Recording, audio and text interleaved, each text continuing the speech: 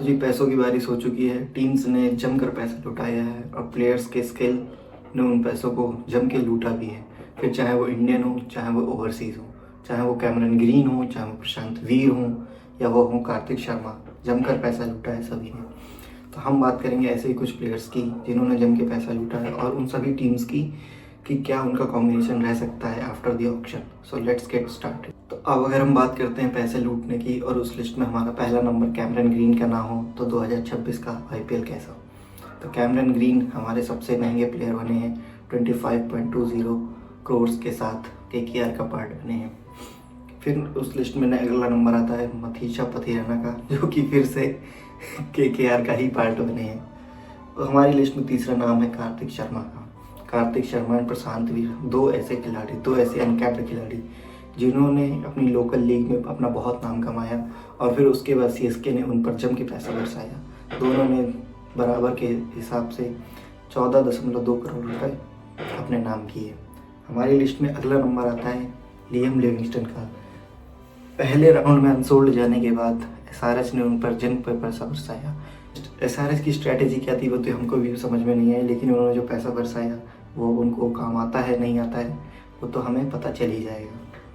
हमारी लिस्ट में जो अगला नाम आता है वो है मुस्तफिजुर रहमान का, एक बांग्लादेशी प्लेयर जो कि बिल्कुल बांग्लादेश से सट के कोलकाता के बीच में खेलने वाले हैं। वो उनके लिए एक बहुत बड़ा एसेट साबित होंगे। उन पर भी खूब पैसा बरसाया है फ्रेंचाइज ने 9.20 करोड़ के साथ। फिर जो हमारी लिस्ट में जो अगला नाम आता है वो है जॉस इंग्लिश का। लखनऊ की स्ट्रैटेजी मुझे शुरू से समझ में नहीं आई है। ये टीम जब से बनी है वो क्या किसको खरीदती है, क्यों खरीदती है, ये उन्हें खुद भी नहीं पता होता। जबकि जॉस इंग्लिश ने क्लियर कर दिया था कि वो 4 मैचेस से ज़्यादा के लिए अवेलेबल नहीं होंगे, फिर भी उन पर जमकर पैसा बरसाया है टीम ने, न जाने क्यों। पंजाब जैसी टीम जो कि उनके लिए बहुत ही अच्छा वो प्लेयर था, उन्होंने उसको 4 करोड़ में जाने दिया और इन्होंने 8.6 करोड़ में अपने पास रख लिया।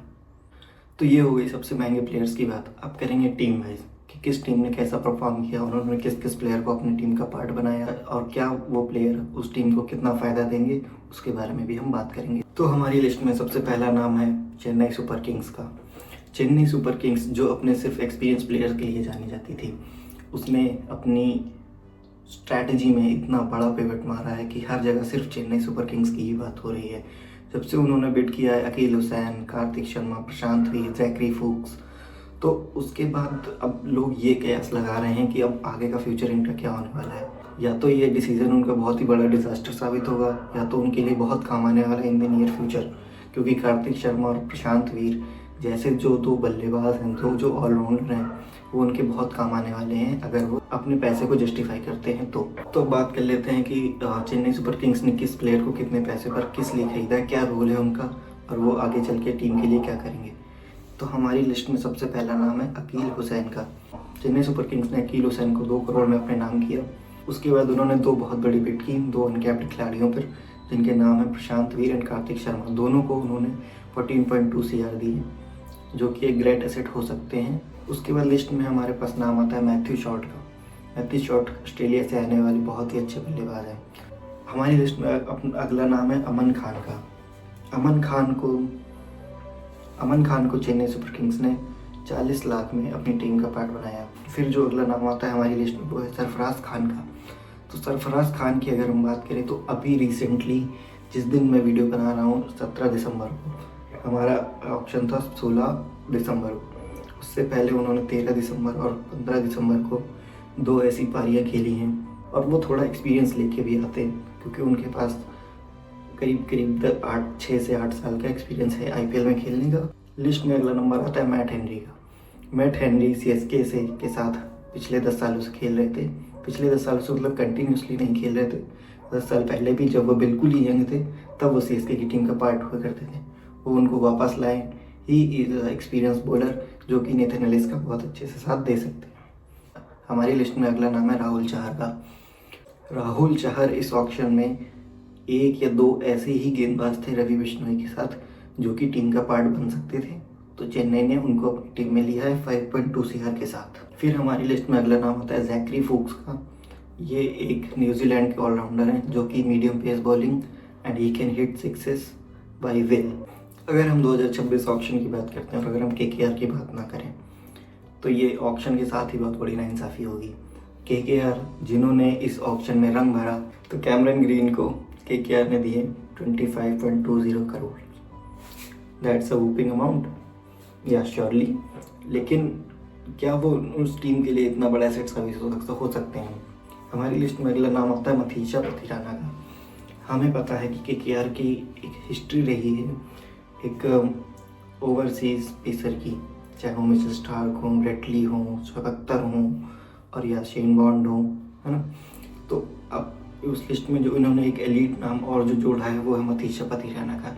तो उन्होंने मथीशा पथिराना को अपने नाम किया 18 करोड़ ने। उन्होंने आउटबिट किया लखनऊ को, जो कि हमने सुना है सोशल मीडिया पे कि लखनऊ जाने वाली थी मथीशा पथिराना के लिए 18 करोड़ तक, तो वो गए भी 17.80 से तक। उसके बाद केकेआर ने उन्हें आउटबिट कर दिया और उन्होंने मथीशा पथिराना को अपने नाम किया। देन हमारी लिस्ट में अगला नाम आता है मुस्तफिजुर रहमान का। मुस्तफिजुर रहमान की हिस्ट्री रही है, वो एक बहुत अच्छे बॉलर हैं, पहली बात। फिर दूसरी बात आती है ये कि उन्होंने मुस्तफिजुर रहमान को क्यों लिया है अगर उनके पास मथीशा पथिराना था। मथीशा पथिराना की एक प्रॉब्लम है कि वो इंजर्ड बहुत ज़्यादा रहते हैं, तो अगर वो मिडवे जाके आईपीएल में कहीं इंजर्ड हो जाते हैं तो मुस्तफिजुर रहमान वो उनके एक बैकअप होंगे। तो मुस्तफिजुर रहमान सिर्फ एक बैकअप के तौर पे उन्होंने अपने टीम पे शामिल किया है ताकि मिडवे सीजन में केकेआर को कोई प्रॉब्लम ना हो, जिस तरह से उन्हें पिछले आईपीएल में हुई थी। अगला नाम हमारी लिस्ट में आता है तेजस्वी दहिया का। तेजस्वी दहिया एक फ्लोटर विकेट कीपर हैं जो कि डोमेस्टिक से खेल के आए हैं। उन्होंने लीग में बहुत अच्छा प्रदर्शन किया, उसके बाद ही केकेआर ने उन्हें अपनी टीम का पार्ट बनाया है 3 करोड़ में।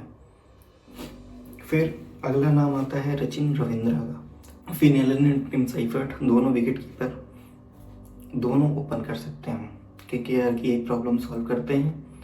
उसके बाद इन्होंने खरीदे हैं आकाशदीप, राहुल त्रिपाठी, दक्ष कामरा, सार्थक रंजन, प्रशांत सोलंकी और एक नाम आता है कार्तिक त्यागी, जो कि मुझे पर्सनली बहुत पसंद है। दिल्ली कैपिटल्स जो कि हाल फिलहाल में अपने बेटर ऑक्शन के लिए जानी जा रही है, वो उनसे अच्छा ऑक्शन अब पूरे ऑक्शन पूल पे कोई नहीं करता। चाहे वो मुंबई की बात कर लो, चाहे वो आरसीबी की बात कर लो, केकेआर की बात कर लो, उनके पास पैसा बहुत था और उन्हें खर्च भी करना था। लेकिन डीसी के पास एक मिनिमम अमाउंट था जिनमें उन्होंने बहुत अच्छी शॉपिंग की। मुझे खासकर बहुत मज़ा आया जब उन्होंने मिलर के लिए एक सिंगल बिड की और सिंगल बिड में ही उन्होंने मिलर को अपना नाम कर लिया, केवल 2 करोड़ में। मतलब मिलर आज के टाइम पे अगर आपको 2 करोड़ में मिल रहा है तो एज अ फिनिशर, जब आपके पास रसल नहीं है, अब रिटायर हो गए हैं, धोनी रिटायरमेंट के कगार पे हैं, पोलार्ड चले गए हैं, ब्रावो चले गए हैं, तो एक ही नाम बचता है, वो है डेविड मिलर का। और वो 2 करोड़ में दिल्ली को मिल जाना is a great buy. Sequence से बात करते हैं तो इन्होंने जो एक फूपिंग नाम लिया है वो है आकिब नबीडार का। हमने पहले भी बात की कि आकिब नबीडार जम्मू कश्मीर के बारामुल्ला से आते हैं, बोथ वे स्विंग करा सकते हैं। फिर अगली बात करते हैं पतुम निसंका की। पतुम निसंका श्रीलंका का एक बहुत ही बढ़िया बैट्समैन ओपनर है। फिर उन्होंने काइल जेमिसन, लुंगी एलिडी, बेन डकेट और फिर पृथ्वी शॉ और साहिल पारेख को अपनी टीम का हिस्सा बनाया गुजरात टाइटंस। तो गुजरात टाइटंस का एक डिसेंट था कि उन्हें जो चाहिए था वो बहुत ही क्लियर माइंडसेट से आते हैं कि हमें ये 2-3 प्लेयर ऐसे चाहिए जो कि हमें एक डिसेंट सीज़न दे सकें। तो वो डिसेंट सीज़न खेलते हैं और वो चले जाते हैं। तो इन्होंने सबसे पहले अपनी टीम में जिसको ऐड किया वो थे जेसन होल्डर। तो उनके पास पहले जो 4 नंबर या 5 नंबर पे खेलने वाला बल्लेबाज था वो था शर्फन रदरफोर्ड। उनको उन्होंने एमआई को ट्रेड करने के बाद उन्होंने जेसन होल्डर को अपनी टीम का पार्ट बनाया, जो कि सीपीएल में खेलते हुए उनका बहुत ही अच्छा प्रदर्शन रहा, उसकी वजह से उन्हें टीम में जगह मिली फिर से। फिर उसके बाद उन्होंने कुछ बैकअप ऑप्शंस देखे अपने लिए, like Tom Banton, Ashok Sharma, Luke Wood और पृथ्वीराज यर्रा। तो अब बात कर लेते हैं लखनऊ सुपर जायंट्स की। लखनऊ की स्ट्रैटेजी क्या रहती है हमें नहीं समझ में आती, लेकिन हमें बात करनी है किसी की, तो अब हम बात करते हैं लखनऊ की। तो लखनऊ ने जो एक प्लेयर खरीदा जिसको बहुत ज़्यादा पैसे दिए उन्होंने, वो थे जोस इंग्लिश। उन्होंने उनको 8.6 करोड़ दिए। फिर जो प्लेयर्स खरीदे वो आई गेस उन्होंने बेस प्राइस पर ही खरीद लिए, except Mukul Chaudhary and Akshat Raghuvanshi. Mukul Chaudhary wicket keeper हैं जो कि फिर से डोमेस्टिक में जो पैसा बरसा है इस बार इसमें बहुत लुटा हुआ। तो मुकुल चौधरी वो एक बंदे थे जिन्होंने पैसे को खूब लूटा और उन्होंने 2.6 करोड़ ही बटोर पाया। फिर अगला नाम है अक्षत रघुवंशी का। अक्षत रघुवंशी भी 30 लाख पर लिस्ट हुए थे और वो 2.2 CR घर लेके आ गए। फिर उसके बाद उनकी जो नीड थी, मतीचा पथिराना को KKR ले गई, आउटबिट किया KKR ने LSG को।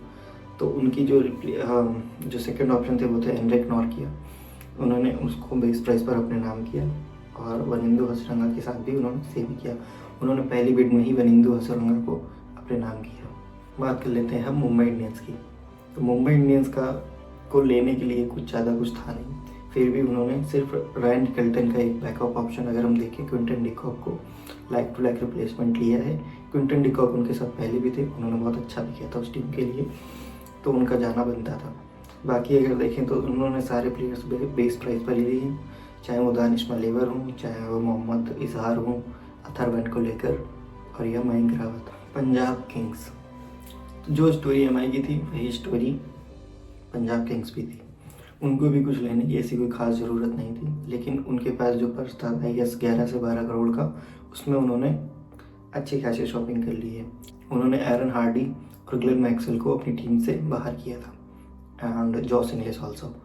तो अब उन्होंने अपने साथ लेके आए हैं Ben Dwarshuis and Cooper Connolly, दोनों ही ऑस्ट्रेलियन है, Ricky Ponting effect as you no.